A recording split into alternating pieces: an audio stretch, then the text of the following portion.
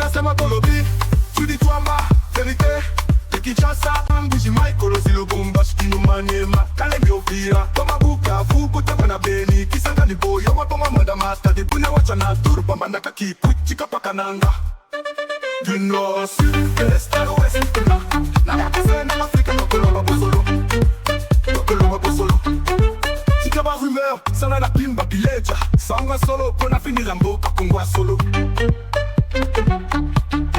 Ima bileja Parole libre, strict, critique, journaliste ya écolo Français, lingala, swahili, chiluba, kikongo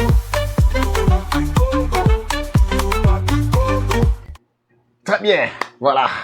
Des retours pour cette deuxième partie du magazine d'actualité générale en République démocratique du Congo. Mesdames et messieurs, bonjour, bonsoir. Tout doit dépendre de l'heure à laquelle vous allez nous suivre. 2 heures après la condamnation de Constant Moutamba, Kagame et Nanga réagissent. Qu'est-ce qui précipite cette réaction? Et en quelle qualité Nanga, Kagame, Nanga Bazali pour réagir? Je commence par d'abord affirmer un élément que l'on a semblé oublier. Au moment où nous parlons, Moutamba ne serait pas, selon bien d'autres sources, ne serait pas en prison. L'homme est condamné et de quoi il est condamné? Nako Yedi Sabino Yango Abatubayoki Kaba condamné il y a 3 ans, tout ça. 3 ans, ils ont nini, toki 5 ans, ils ont nini, ndema solo torobeta awa. Ça chauffe, nakati ya Uvira. Avec cette histoire, il y a général Olivier Gassita, ezali Bendabika, nakati, il y a ville, il y a Uvira, Bandeko, Balandi. Qu'est-ce qui se passe avec ces générales? Ezali Bendabika Makasi. Massissi également en feu. Ce soir, Makambeza Kilikili. Toujours c'est la position de Félix Tshisekedi, président de la République, peut-être à Lobi Kuna. Je pense qu'il va se prononcer comme ça a été le cas avec Vital Kamerhe. En bien tout comme en mal. Mais toujours c'est là. Toujours tendre, micro pour expliquer ce qui s'est passé. Encore une fois de plus, bonjour, bonsoir. Tokutani na poko ba yiki pour être tobe tamasolo peto solo lenge ba congolais ba mesana de kosolo la. Ezali mo esengo mingi bandeko balandi. Biloko eza awa. Na bandoze la bato basana mo makelele bolanda makela bato nyonso na bongo tokutana siko na rendez-vous na biso ba congolais auto beta biloko ndenge e beta maka tokene na ngwati na suka. Pourquoi? Parce que bayike baatire biso mutema. Merci encore une fois de plus. Mais avant de débuter, vous le savez très bien, Maxi Bien-être oyo nazo proposer bino produit moko kitoko. Zaro aussi ça ba fatigue, perte de poids, frigidité pour na basi kozanga pongi. Maxi Bien-être, un très bon produit, ezali kozongi sa kielenge na yo. Retrouve ta jeunesse, nouvelle jeunesse avec Tassia Maxi Bien-être, une solution biocomposée des plantes traditionnelles. Maxi Bien-être, ezali ko traité, na lobité qu'elles ont calmé, elles ont traité maladie à sucre, auto bengi glycémie, elles ont stabilisé, rein, elles ont nettoyé, hémorroïdes, ya libandato, ya kati, ezali kosi sa dysfonctionnement sexuel, basimi bali. Maxi Bien-être ezali adapté pour na bango nyonso. Ozana posa nango numéro yangwana ya bandeko ya Maxi. Benga bango, ça dépend nesika ozwami, ozali na Lubumbashi, Kinshasa, partout, Kolwezi, Matadi, Mbujimai, oza Bandundu, partout. Benga solution ezali pour na yo Maxi Bien-être. Na ba numéro oyo to affiché likolo wana. Et après, bokomona numéro mususu yangwana to affiché na se ya ba écran na bino bisoko bako landela biso bobenga batu ya Maxi bako aider bino. Papa eva me numéro na yo zo affiché sous te pona ni. Non, ba baza numéro na nga baza nango déjà. Parmi ba numéro wana so za na message bengi kaka na numéro wana, je crois que message ko komi la biso, nous sommes en train de réparer un peu un numéro purement ya baike pour être to beta masolo lo lenge elongo babe dimba bilesa nangina mona commentaire ya liboso comme ça to mitanda to kota na kati ya masolo commentaire ya liboso eza wapi yebiso biso depuis mboka nini Hollande biso depuis ville nini et ça biso ba bien moko boy comme ça to bongisa to démarrer na ba auto tiko démarrer to tala bande kwa Facebook. Pour ceux-là qui ont l'habitude aussi de suivre Facebook, nous vous invitons d'aller sur Facebook, taper Eva Patrick TV. Vous allez aimer notre page qui est là. Et puis, vous trouverez également des très bonnes informations en temps réel. Baoyo, bazama TikTok, Bokota. Yahoto bon, c'est la bande de Konyoso. ezala ya TikTok, ezala ya Facebook, ezala ya X, bazala na facilité ya kolandaka biso facilement. Merci beaucoup. Nalina mona présence na bino déjà to démarrer. Dossier Mutamba. Dossier Mutamba benda bika, benda bika. Très bien. Bandeko balandi tozo bandana na dossier Oya Uvira. J'avais parlé de cette histoire ya Uvira. Avant toko tasko na ba déclaration ba nanga na ba Kagame concernant arrestation Mutamba. Et to yeba de quoi Mutamba azali reproché pe ba kangeli nini. Parce que bazo reproché loko mususu, ba kangeli pe loko mususu. Na minute oyo selon ba source ya information tozanango, Mutamba ne serait pas ou n'est pas na prison awa. Toza koloba awa, aza wapi, ndeni tona na bino. Tozo banda d'abord na cette histoire, il y a ndeko oyo général Gassita, Olivier Gassita. Na moi na bandi bandeko balandi na beteli bino li solo na maye bandeko oya Uvira bazana kati ya ko expliquer. Bandeko bazo insister balobi papa Eva. Soki bolingi bo kabonye kota entre président Tshisekedi na biso ba wazalendo bo tika tata oyo atika la lokola commandant second il y a 33e région militaire chargée des renseignements et des opérations. Olivier Gassita bazali ko reprocher ko funda ye et azali moko ya bazala ki bongo ko sala manso po ete ville ya Bukavu to ba localité belé ya Bukavu ekweya. Alors ndenge nini le chef de l'État azongisi kaka le même général oyo azalaki parmi ba généraux traîtres selon bandeko na kati ya Uvira bazongisi lisusu po ko sala nini awa. Donc c'est déjà un dossier qui nécessite l'intervention directe, l'implication directe du chef de l'État. Oui, effectivement. Je vous avais expliqué à Onamoy que le chef de l'État porte casquette, il y a magistrat suprême dans le dossier Mutamba. C'est-à-dire magistrat suprême doit constater à comment on a opé sa paix à vie nae. Ce qui a moni que nous na makambo ya Mutamba ezali boy a opé sa vie nae. Ce qui a moni que nous ezali boy a vie nae ezali ko compter mingi. Alors, je ne parle pas d'abord de Mutamba ici. Ici, il s'agit du commandant suprême. Le même aussi commandant suprême, azali mokonzi, yaba oyo nyonso bozali komona oyo. Ba généraux, ba bengi bango banani tout ça. Le chef de l'État, c'est lui qui nomme batunaye. Et Seigneur qui n'a pas moment neti aboye, ayo kaka population surtout, ba oyo ba yebi situation nyonso, le lenge zali kotambo na kati ya Uvira. Bota la bien, ndeko moko yebi singa na ba commentaire lobi, bino moko bomona te longi wana te ke non, général oyo azali moko ya ba Rwandais. Ngana bi bon, en fait, ngana koki jamais ko juge mutu nanzela elongi na ete. Et sengeli binomoko ba ebazana binomoko ba ebazana ba service bolandela bien po boyeba abotami wapi azalaki wapi azaki na obédience nini. Mais ce qui est étonnant awa selon une certaine opinion bazali ko expliquer mais comment le chef de l'État zozongi sakaka les mêmes soyiliformes soi-disant na kati ya est. Ezapo bazana maîtrise ya est ou bien ezapo bango nde bazana posa ko sisa bitumba. Mais bayike na kati ya Uvira bauti ko projeter mukolo malobi marche na société civile na Uvira mobimba balobi eza marche te ne ville morte bazo déclarer balobi awa makambo ko bimeza te kokende ezala ba chauffeur ezala bana ba ko bimate ils vont manifester kanda na bango par la ville morte na kati ya Uvira mukolo malobi ko zala le 3 pourvu que chef de l'État ayoka bango alongo la commandant second oyo batieli bango oyo chargé des opérations et des renseignements. Chargé des opérations et renseignements, c'est ça même. Yangonde kutu muteko sana ke bazwa mboka tout comme ba défendre mboka. Mais loko la population n'a pas confiance na tata oyo message ambitieux sengele comme na mato ya chef de l'État. C'est pourquoi je compte sur vous pour partager massivement comme toujours pour nous permettre bayike to makambo eleka très bien nakati ya ville ya Uvira. Pourquoi? Parce que match eza koyinda awa bandeko wazalendo en commençant d'abord par général Makanaki John Kasimbira na ebele pe bao baza zinga na ye balamuki balobi niet Munyarwanda jamais akoki kozonga à la tête pour troubler encore quiétude yabaïke. Alors, ça c'est un message très important. Ezangaïté, ezali, bawazalendo no mutu bazali, pour insister sur affaire oyo, ya ndeko oyo, général Olivier Gassita, oyo ba pesi lokola, commandant second na lobby bien, na 33e région militaire, na axe ya Uvira. Oui. 33e région militaire, loko boyebi, ezali na Grand Kivu. Grand Kivu mobimba ezali kozwa Nord Kivu, Sud Kivu, Maniema et puis nani lisusu, je crois, na Maniema, ma province n'y soit na 3.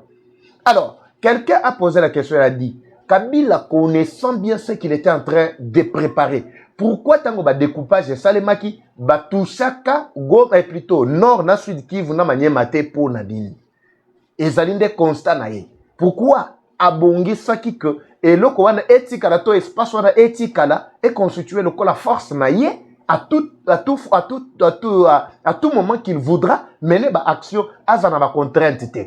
Yango moni ba kaboli ba espace mususu ba kati e komi mibale komi moko mususu botala ba Bandundu, botala ba Kasai, botala ba Kasai oriental, botala ba plutôt Kasai occidental na oriental ou ezalaki anciennement Kasai oriental occidental, lelo komi Kasai central et komi na Kasai oriental et komi soki 3, Kasai oriental Lomami et komi na Sankuru.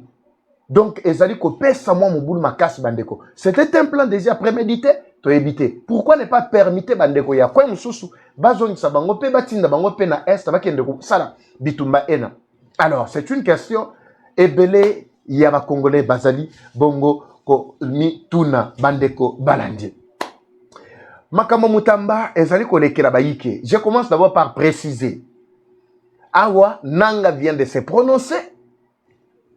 Kagame vient de se prononcer dans la même affaire ya Mutamba. Ici, je vais commencer par préciser 2-3 choses. Constant Mutamba, natongo nenga bisaki bino, azalaki enlevé te. L'homme était toujours là parce que lui n'avait pas besoin de fuir. Azalaki toujours courageux, ndenga azalaka zola ki saloboko na ye, alobi la lutte continue. Ça c'est lui qui a toujours manifesté ba position na ye. Bayaki na tongo, d'abord je commence par là. Et pas Mutamba, par police militaire to PEM. PEM oyo bomoni, PEM na police na biso ya protection bayaki objectif ezalaki nini. Selon basosa mususu toyoki, il y aurait batu moko boye oyo batinda ki po ete bakende kosala Mutamba mabe. Alors le kola ba information a déjà infiltré qui est déjà na mato ya ba kondi. C'est alors qu'on avait dépêché d'abord les militaires pour la protection ya Mutamba. Et bien là, bateau bazalaki ko sala ba veille de prière pas Mutamba. Mutamba s'exposait de temps à autre. Bateau bazoya, bakiti, basali ba prière.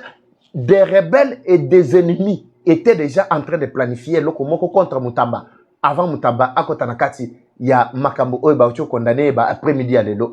C'est alors que Bomonaki na résidence nae ba militaire ba yaki et belé ba panzi ba toana ba zalaki wana na ba policier. Ça nous apprenons que c'était pour la sécurité ya Mutamba to protection nae. Kolongwa nae na kati anda koti na cour de cassation l'homme azaki na kati ya mituka oyo auto blindé ya ba militaire. Oui, il y a police militaire.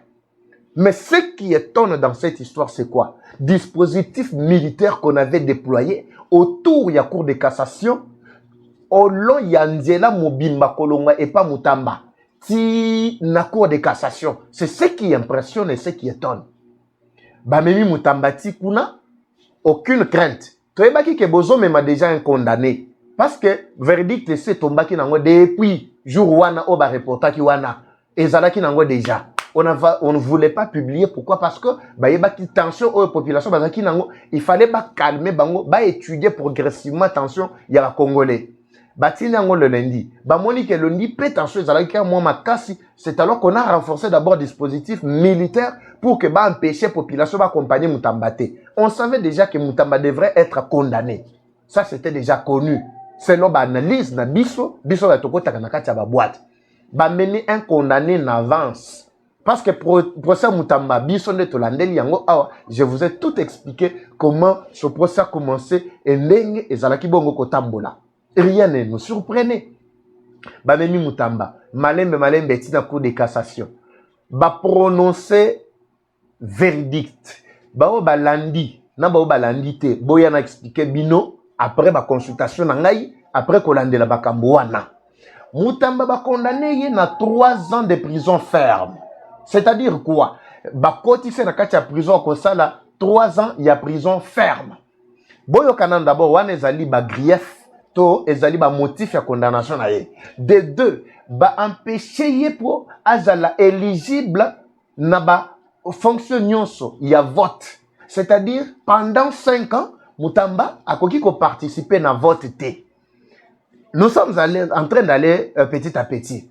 Troisième, bah interdire yé libération conditionnelle. Ndenge batu basengaka mesure ya libération conditionnelle. Ndenge boyoka kano ba tu ko libérer yé conditionnellement tout ça. Procureur alobi yé akoki kozana makoki wana ta mukete ya kosenga ba libérer yé par condition ya koloba boye non to libérer to tient la résidence surveillée ndenge kozala boye tout ça ba boye lié eloko ya mine to ya mitano ba imposer ye azongisa mbongo 19 millions de dollars.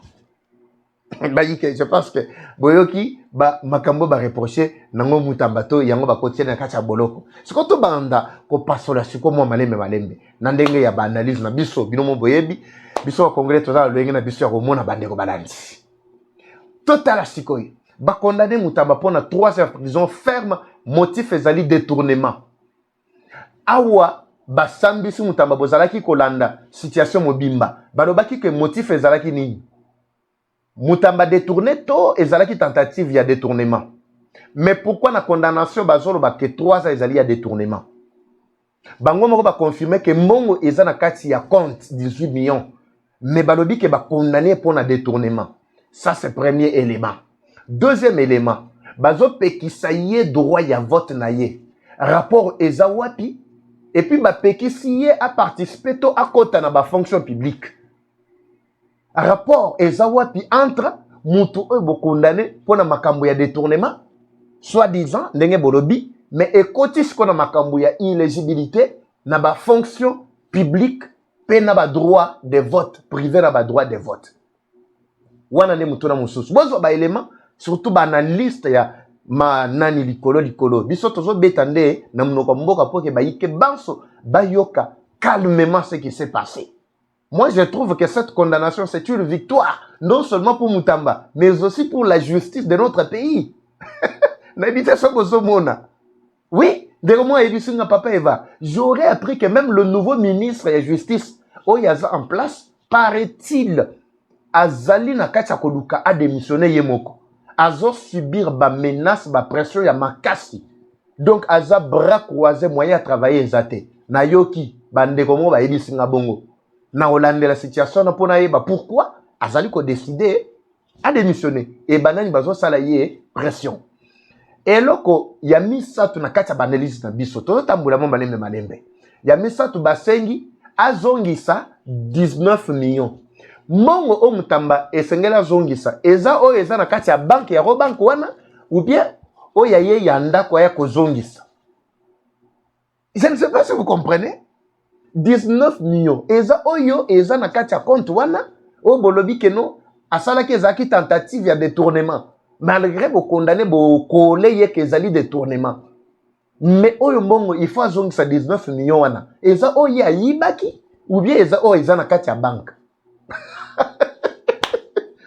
Makambo ezole ke na batu msu nazo tuna ma question balobi, mais Fati Azawapi, dans tout ça, où est la part du président de la République? Tu sais que serait-il complice? Nakata makambo oyo, bitune bele obayike ba kotuna. Mais je vais vous révéler une chose ici. Botika na Tshisekedi à part. Dans cette affaire, Mutamba devrait subir ça. Peut-être Batabaso comprendre. Oui, Mutamba c'est un homme fort. N'abord qu'on illustrer ba image awa. Pourquoi je ne voulais pas m'éterniser sur ce dossier à Mutamba. Mais il y a bino kaka, quelques éléments où ils allaient permettre à Bino. Mutamba, c'est un homme fort. Et pour nous qui croyons encore à la lutte, nous qui croyons encore à la libération totale de ce pays, nous qui croyons encore au combat, jusqu'à la fin, oui, je m'attendais déjà à ça. C'est une preuve que Mutamba était dans le bon. Lui-même l'a dit clairement. C'est une preuve que lobi kuna toko zanga lisusu ba leader te tozana ba leader. C'est comme ça que ndenge zalaki na Nelson Mandela. Ye moko Mutamba lobaki. Fidel Castro, Bolandaki Awa. A expliqué ba contour nyonso ndenge ba kondanaka bango injustement. Mais après sorti na bango. Miracle ya munene. Nous espérons voir Mutamba un jour diriger ce pays. Oui. Un jour, Mutamba dirigera ce pays. Mutamba est encore trop jeune. Attends ba katele 10 ans en prison, Mutamba ko bima trop jeune na katia boloko. Oui. Akobima trop jeune na katia boloko. On n'a rien à perdre. Ce n'est qu'une étape ya bitumba. Il fallait subir ba humiliation à boye. Pour être Zamba Matissa ye makasi. La prison oyo ya Joseph. Yangonde salaki que Joseph a comme mokondi na mboka ya Égypte mboka bapaya. Alors, ayez vos apaisements baïke. Je pense on peut condamner, oui, pour le moment, Batubakoki Koloba dit n'importe quoi sur procureur, sur président de la République, sur la justice. Effectivement, toyebi que moi makambo ya nungu ebele nakati makambo esalebi ezalaki nakati. Mais ce qui s'est passé, c'est le plan d'élévation. Le plan oyo nzamba tie liboso Mutamba esengeli alekela na betape oyo pour que amata dimension akomesika nzamba linga mona ye. Oui, ba bitumba nyonso la ka bitumba ko boma yote, bitumba nyonso ezalaka nde pona ba matisa yo. Kaka les ennemis qui pensent que Mutamba tiki bango libre wana, bango nde bako batisa ye bazo yebate. Alors, c'est ce qui s'est passé. Pour le moment, Nanga vient de se prononcer par l'intermédiaire ya ba communicateur na ye. L'homme dit clairement, il est satisfait, malgré il a commencé d'abord par Kolobake, et ça makamuna bango et talibi sauté, makamuna bango bapotana, babomana tozana bisokunate. Mais vers la fin, Bazali ko ajouté balobini. Babi, vous savez que Mutamba que vous voyez est celui qui est à la base.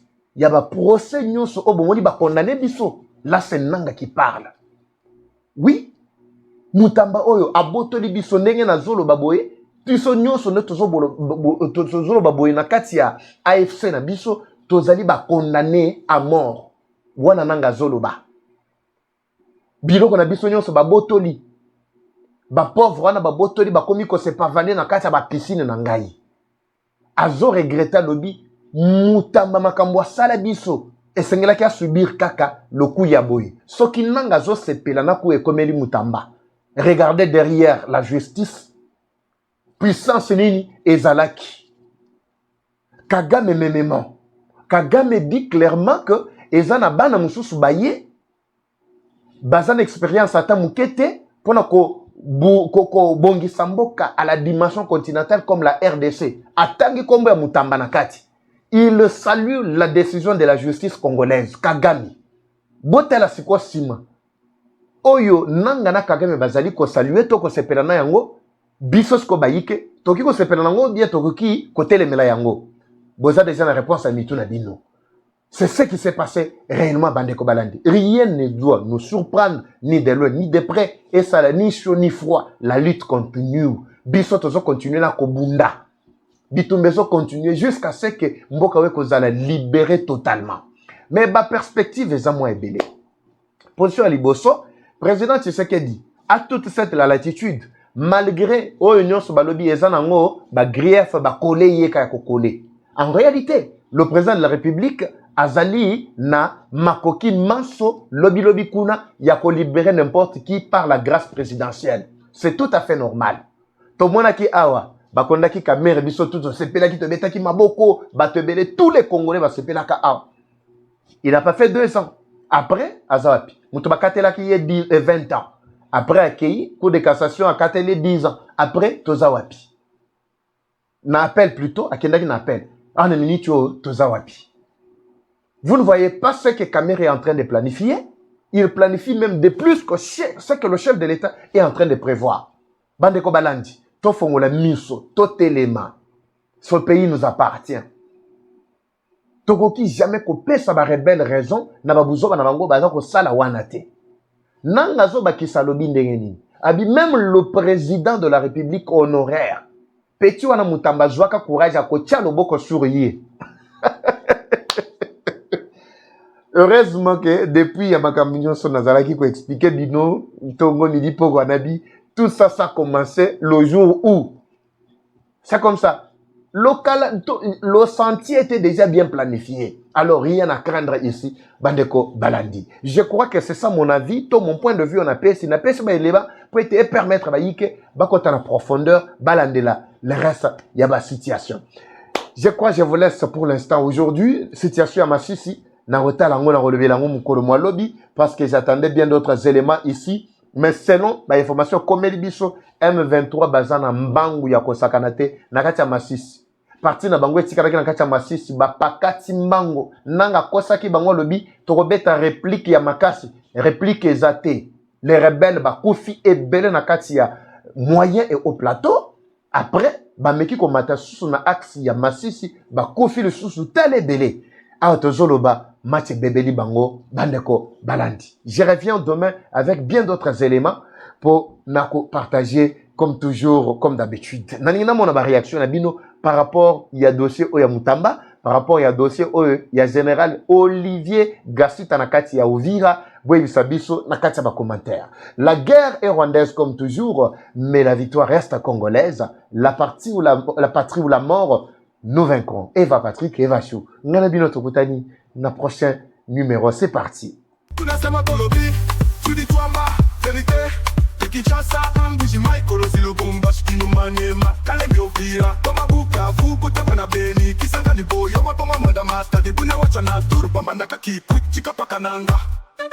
Du nord au sud, de l'est à l'ouest, na l'Afrique,